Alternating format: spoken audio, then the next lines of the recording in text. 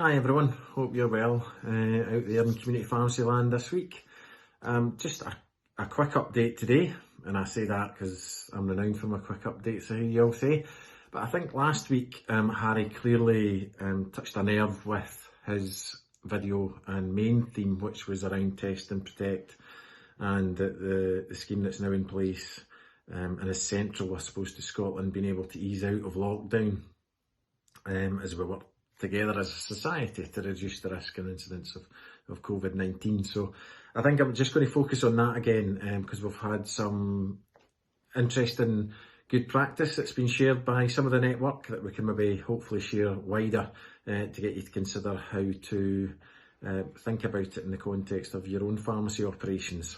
So as Harry kind of intimated last week, there are no special arrangements for key workers. So if a member of your pharmacy team becomes symptomatic, what will happen is a contact tracer will carry out an interview with them to determine whether the rest of the team are likely to be exposed through close contact to the virus or not, and then speak to contacts as well. So just a reminder for some of what a close contact, the definition of that is. So a close contact broadly means spending 15 minutes or more within 2 metres of an infected person. So quite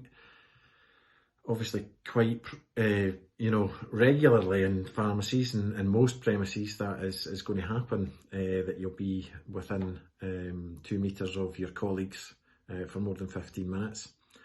It can also be a very close specified personal interaction for a shorter period of time, so skin to skin physical contact or travel in the same vehicle, for example, and so that applies to those who spend a significant time with an infected person, maybe within the same household.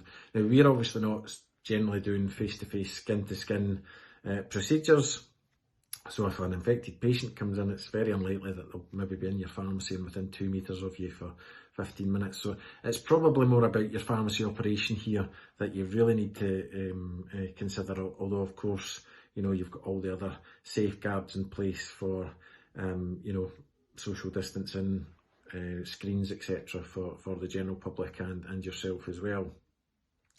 So we can't say categorically, unfortunately, as an organisation, this policy sits certainly out with CPS and certainly out with the civil servants that we speak to. So this is all public health driven policy. So we can't say that even with all the measures in place categorically that pharmacy teams won't be asked to self-isolate, but there are 3 key things to reduce the risk of your team being classed as being exposed to the virus. So wash your hands regularly and often, a basic message that's been here from the very start and before.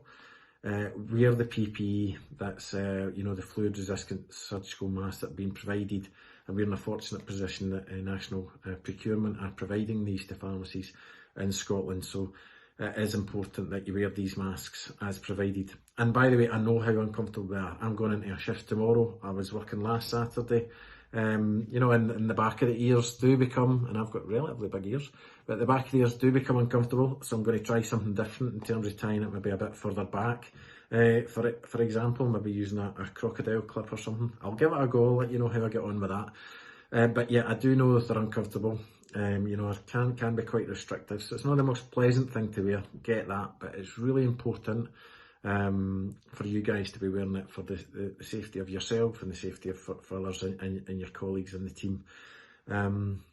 And where possible, obviously maintain physical distances of 2 metres, as I've said earlier. So it can bring challenges, but we've asked for some hints and tips from some of the network, and they've came up with some things. So some things to think about, even if you're busy in restricted spaces. Maybe take off separate workstations to give everybody a distinct 2 metre space to work in wherever possible. So use maybe other areas of the pharmacy to achieve this. So can team members work in back offices? Can they work in other back pharmacy areas? Possibly even front areas safely, taking into other considerations that you have to in the pharmacy. Can they use that? Potentially create separate teams, so a blue team, red team, and they have to work maybe in separate work bubbles as well. That way, if one team has to go into isolation, the other team can keep the pharmacy open. possibly, if that's possible. And remember to maintain 2 metre distance during breaks and lunch, reviewing how you take those breaks and lunches. I know again it's difficult, but you know, you don't want to be using the same cutlery, etc. as well. So if possible, use different cutlery and stuff like that as well. And if you own more than one pharmacy, so if you're in a group that has more than one pharmacy and you normally mix your teams, we'd probably suggest through this period, wherever possible, that you don't do that. That was another suggestion that we had from the membership earlier in the week. So with regards to PPE, as the PPE as supplied in terms of the face masks, as I said earlier, we're getting good supplies. We're not hearing any feedback of the supplies being too delayed. So normally if you place an order, the supplies come a couple of working days after. So and we're led to believe that has been the case in the network. There might be a few team members who, for health reasons, can't wear the PPE, and it's important that you maybe just carry out a risk assessment on them, you know, kind of occupational health type thing, and move them to an area, if possible, where you can ensure 2 metre distance is more or less obviously maintained. Harry was mentioning last week about you know, vulnerable patient lists. In a worst case scenario where you're unable to maintain service provision and your pharmacy might have to close, you know, those would be important. Have you had teams that were unfamiliar coming into the pharmacy to cover and make sure that these patients had their medicines? We did have a query actually around GDPR and having those lists available. Well, I mean, quite frankly, the needs of the patient, and GDPR is set up that actually in these kind of health situations where essentially the needs of the individuals and the patients override the need for GDPR in this case, and people coming into the pharmacy to cover a regular pharmacy team would be looking to deliver a service, and that would be a huge benefit to them, so that they could deliver the service appropriately. Have a look at your business continuity plans and ensure that you can maintain continuity of service as much as you can. And we'll be sending out some documentation, certainly on our website and maybe via social media, which will give you more around the guidance for PPE and the helpline numbers, etc. So keep an eye on it at our website and social media for that as well. So I just thought it was quite important that we maybe focused on that again tonight. There's plenty going on, as you know, in the world of pharmacy, but that seems to be quite a big one, and it was one where we got a lot of queries and a lot of interest last week. So I'll go into the questions.